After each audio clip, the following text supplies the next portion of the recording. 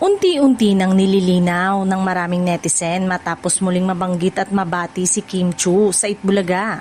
Dahil dito, marami ang nagsasabing tila wala naman talagang tensyon sa pagitan ni Kim at Raisa May Dizon. Taliwas sa mga naging haka-haka at intriga na kumakalat sa social media nitong mga nakaraang araw. Ayon sa isang source, wala umanong sama ng loob si Raisa May kay Kim. Hindi rin umano ito nasaktan sa naging biro ng kapamilya host dahil nauunawaan niya na bahagi na ng kultura ng mga noontime show ang pagbibitaw ng mga biro at kulitan sa live television. Dagdag pa ng source, matagal na ring expose si Raisa sa ganitong klase ng biruan dahil lumalaki siya sa industriya at naging bahagi rin ng isang noontime program.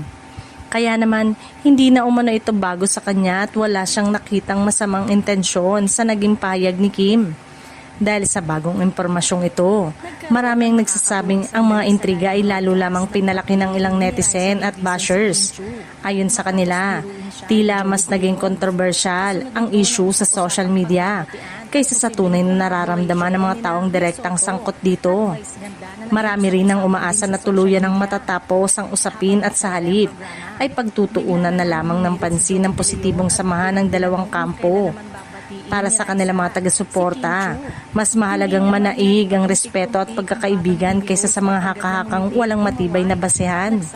Sa ngayon ay wala pang opisyal na pahayag sina Kim Chiu at Raisa May tungkol sa issue. Gayunpaman, para sa maraming netizen, mga lumalabas na impormasyon ay sapat na upang ipakitang walang malalim na hidwaan sa pagitan ng dalawa at na ang kontrobersya ay maaaring mas pinalaki lamang ng mga espekulasyon online.